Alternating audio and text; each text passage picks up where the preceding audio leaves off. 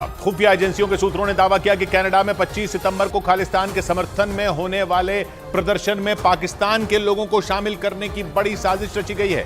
मतलब कनाडा और भारत के खराब होते संबंधों का फायदा उठाने के लिए पाकिस्तान की खुफिया एजेंसी आईएसआई ने इस खतरनाक प्लान को तैयार किया ताकि भारत के खिलाफ कनाडा में मौजूद खालिस्तानी आतंकियों को और भड़काया जा सके। खुफिया सूत्रों के मुताबिक 25 सितंबर को कनाडा के ऑटवा समेत वहां के कई शहरों में भारतीय हाई कमीशन के बाहर खालिस्तान के समर्थन में प्रदर्शन करने की तैयारी की गई है और दावा है कि इस प्रदर्शन को कामयाब बनाने के लिए आईएसआई ने अपनी पूरी ताकत झोंक दी।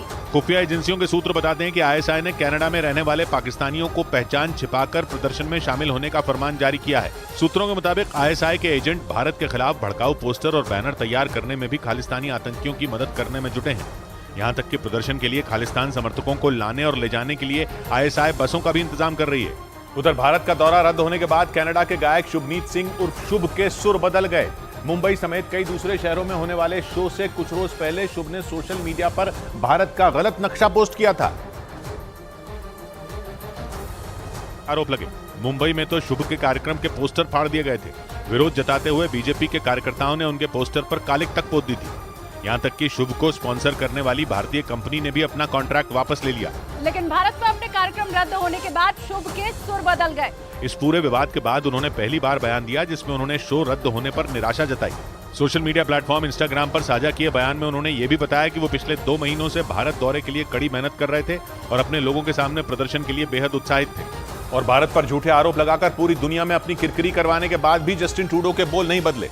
उन्होंने एक बार फिर पूरी दुनिया के सामने वही झूठ दोहराया कि कनाडा में हुई हरदीप सिंह निज्जर की हत्या में भारत का हाथ है, जबकि भारत कनाडा के सफेद झूठ को सिरे से नकार चुका है। लेकिन इसके बावजूद न्यूयॉर्क में एक प्रेस कॉन्फ्रेंस में ट्रूडो ने दोबारा सरेआम अपना वही पुराना राग अलाप दिया जो उन्होंने अपनी संसद में रोया था। There are credible reasons to believe that agents of the government of India were involved. America से लेकर ब्रिटेन तक कनाडा के किसी भी साथी ने ट्रूडो के झूठ में उनका साथ नहीं दिया, मगर अलग थलग पड़ने के बावजूद ट्रूडो अपना बयान वापस लेने को राजी नहीं।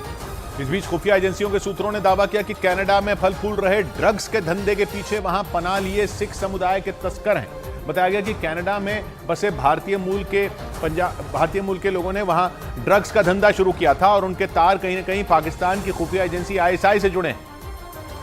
यानी कनाडा में एक्टिव सिख ड्रग तस्करों के सिर पर आईएसआई का हाथ है। खुफिया एजेंसियों के सूत्रों ने खबर दी कि पंजाब और कनाडा में पंजाबी ड्रग्स तस्करों का काफी मजबूत नेटवर्क है जो कि अमेरिका, मेक्सिको और पाकिस्तान से कनाडा में ड्रग्स पहुंचाते हैं। कनाडा के अंदर एंट्री होने के बाद ड्रग्स की इस तस्करी का जरिया बनते हैं ट्रक और कनाडा में सिख समुदाय के ज्यादातर लोगों का ट्रकों का ही बिजनेस है। 2 साल पहले कनाडा में पुलिस ने ड्रग्स तस्करी के आरोप में 20 लोगों को गिरफ्तार भी किया था जिनमें 9 का पंजाब से ताल्लुक था। पुलिस ने उनसे 1000 किलो से ज्यादा ड्रग्स बरामद किए थे। और खुफिया एजेंसियों के सूत्रों ने खबर दी कि कनाडा में खालिस्तानी आतंकी सुक्खा की हत्या के बाद लॉरेंस बिश्नोई गैंग का नाम लेकर उसकी जिम्मेवारी लेने वाली जो पोस्ट डाली गई वो फर्जी हो सकती है। बताया गया कि खुफिया एजेंसियों को शक है कि वो पोस्ट लॉरेंस बिश्नोई के गैंग नहीं डाली बल्कि उसका नाम इस्तेमाल करके किसी और ने जांच एजेंसियों को गुमराह करने की कोशिश की। और सूत्रों ने खबर दी कि खुफिया एजेंसियों का माथा इसलिए ठनका क्योंकि खालिस्तानी आतंकी सुक्खा की हत्या के बाद लॉरेंस बिश्नोई का नाम लेकर जो पोस्ट डाली गई वो उसके गैंग की तरफ से आज तक अपलोड की गई सभी पोस्ट से अलग है। कहते हैं कि लॉरेंस बिश्नोई हनुमान जी का भक्त है, इसलिए उसकी सभी पोस्ट पर जय बलकारी लिखा होता है। पिछले साल लॉरेंस बिश्नोई गैंग ने सिद्धू मूसेवाला की हत्या की जिम्मेवारी लेते हुए जो पोस्ट डाली थी उसमें भी जय बलकारी लिखा था। लेकिन जब सुक्खा की हत्या में गैंग की तरफ से अपना हाथ होने का दावा किया गया तो उस पोस्ट में जय बलकारी की जगह जय महाकाल और जय श्री राम लिखा नजर आया, जो कि कभी नहीं होता। इसी वजह से खुफिया और जांच एजेंसियों की एक टीम अब जेल में बंद लॉरेंस से इस पोस्ट के बारे में पूछताछ करेगी। उधर खुफिया एजेंसियों के सूत्रों ने खबर दी कि जब से जस्टिन ट्रूडो ने कनाडा के प्रधानमंत्री का पद संभाला है तब से वहां कानून व्यवस्था लगातार बिगड़ती जा रही है। वहां पुलिस कर्मियों की भारी कमी है, ऐसी कमी की अपराधी ही पुलिस पर भारी पड़ रहे हैं। मगर अपना घर संभालने के बजाय ट्रूडो भारत पर झूठे आरोप लगाने में लगे। जबकि खुफिया एजेंसियों के सूत्रों ने बताया कि कनाडा में बढ़ते अपराध बहुत बड़ा मसला बन चुका है और वो इसलिए बना है क्योंकि कनाडा में पुलिस की भर्ती ही रोक दी गई है। इसकी वजह यह है कि पुलिस कर्मियों का वेतन देने के लिए कनाडा की सरकार के पास पैसा ही नहीं है। खुफिया एजेंसियों के सूत्रों ने जानकारी दी कि कनाडा के सरी शहर में आए दिन गोलीबारी की घटनाएं हो रही हैं, मगर पुलिस का बदमाशों पर कोई जोर नहीं क्योंकि सरी शहर में 1500 पुलिसकर्मियों की जरूरत है, लेकिन वहां 500 से 600 पुलिसकर्मी ही कानून व्यवस्था बनाए रखने का जिम्मा ढो रहे हैं। जिस खालिस्तानी आतंकी हरदीप सिंह निज्जर की हत्या पर यह सारा बखेड़ा खड़ा हुआ उसे भी जून में सरी शहर में ही गोली मारी गई थी। मगर निज्जर की हत्या को अपनी पुलिस और सरकार की नाकामी मानने के बजाय ट्रूडो इस मसले में भारत का नाम उछालकर ध्यान भटकाने की कोशिश में लगे हैं। इस बीच भारतीय जांच एजेंसियों का दावा है कि जिस वक्त खालिस्तानी आतंकी हरदीप सिंह निज्जर को कनाडा ने नागरिकता दी, उस वक्त तक निज्जर के खिलाफ रेड कॉर्नर नोटिस तक जारी हो चुका था, लेकिन कनाडा की जांच एजेंसियों ने इस बात की जरा भी परवाह नहीं की और यहां तक कि हरदीप सिंह निज्जर का नाम किसी नो फ्लाई लिस्ट तक में नहीं डाला। निज्जर के खिलाफ नवंबर 2014 में इंटरपोल ने रेड कॉर्नर नोटिस जारी किया था।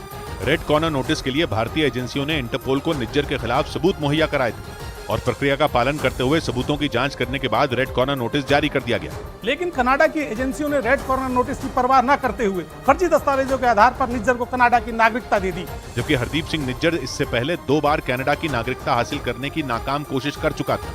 एक बार तो उसने कनाडा की ही नागरिक एक महिला से शादी कर नागरिकता हासिल करने की कोशिश की थी, लेकिन तब भी उसे कामयाबी नहीं मिली थी। हैरानी की बात यह कि निज्जर से जुड़े सारे तथ्यों को जानते हुए भी कनाडा की जांच एजेंसियों ने उसे संरक्षण और नागरिकता दोनों दे दी।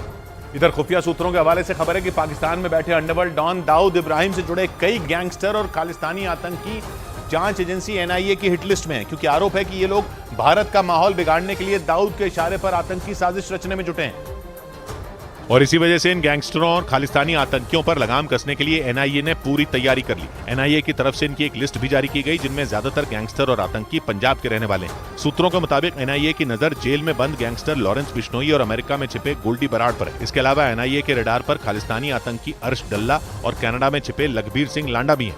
आरोप है कि ये चारों पाकिस्तान में छिपे दाऊद इब्राहिम से लगातार संपर्क में हैं और डी कंपनी के गुर्गों के साथ मिलकर भारत का माहौल खराब करने के लिए आतंकी साजिश रचने में जुटे हैं। आरोप यह भी है कि ये चारों पाकिस्तान की खुफिया एजेंसी ISI और दाऊद के इशारे पर भारत में हथियार और ड्रग्स की तस्करी करते हैं। और कनाडा के साथ जारी तनाव के बीच महिंद्रा एंड महिंद्रा कंपनी के मालिक आनंद महिंद्रा ने कनाडा से अपना कारोबार समेटने का ऐलान कर दिया।